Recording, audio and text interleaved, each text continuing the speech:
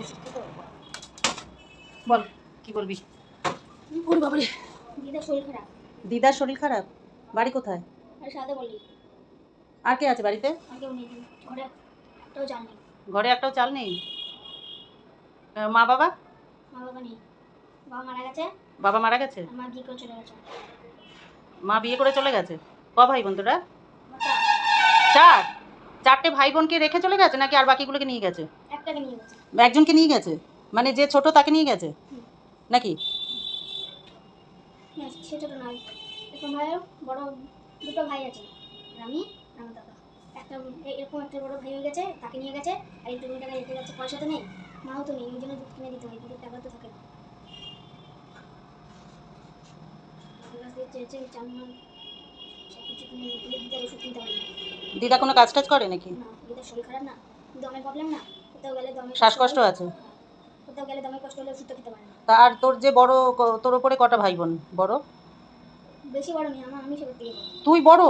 তোর নিচে আরো তিনটে? তো সেগুলোকে দিদা একা সামলাচ্ছে? হ্যাঁ ভগবান, কি অবস্থা! নে, আমি 10 টাকা বার করেছিলাম বিমল খাবো বলে। তুই সত্যিই তো না মিথ্যা কথা বললি? কিছু কিনে খাবি? তোমরা দেখলে তো বন্ধুরা, সত্যি কত প্যাথেটিক লাইফ। এইটুকুনি বাচ্চা এখন দূরে দূরে ভিক্ষা করছে। তো মা কেমন ধরনের মা হয় সেটা দেখো। একটা দুটো না, 4টে বাচ্চা পয়দা করে ছেড়ে চলে গেছে, বিয়েও করে নিয়েছে। নিয়ে এবার বাচ্চাটা 4 ভাই বোন ওই দিদার কাছে থাকে। একটা ভাইকে না বোনকে বললো যে ওর মা নিয়ে গেছে।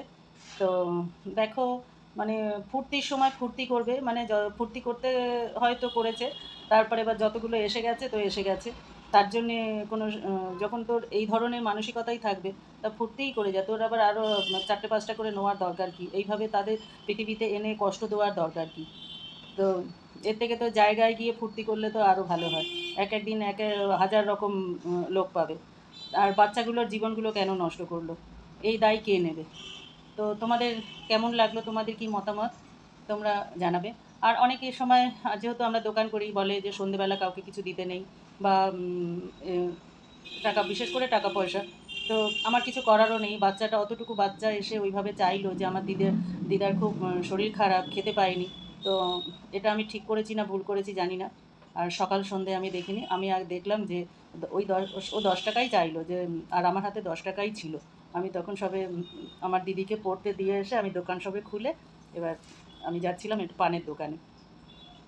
তো সেই সময় ওই 10 টাকাই ও বললো যে দিদি 10 টাকা দাও না। তো এমনভাবে চাইলো, বললো, আমি ঠিক আছে তো ওইটাই দিয়ে দিলাম। তো দেখো, এক একটা মানুষ এক এক রকম মেন্টালিটির হয়। তো কোনো মায়েরা আছে সন্তানদের জন্যে, দেখো সোনাগাছিতে গিয়ে কাজ করছে সংসারের জন্য, সন্তানের জন্যে।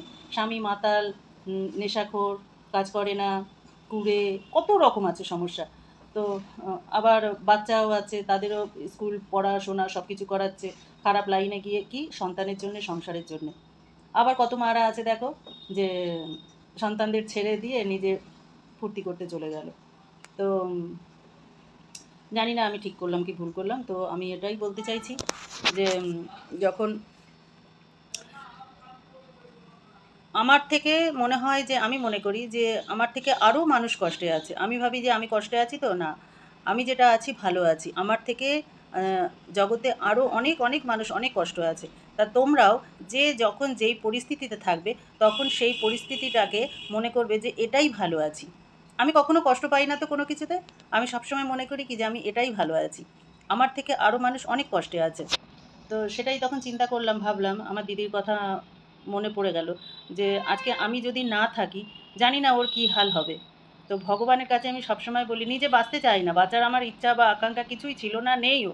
কিন্তু এখন আমি ভগবানকে বলি যে অন্তত আমার দিদি 15-16 বছর বয়স হলে ওকে আমি কাজটা ভালোভাবে ধরিয়ে দিয়ে তারপরে যেন যেতে পারি।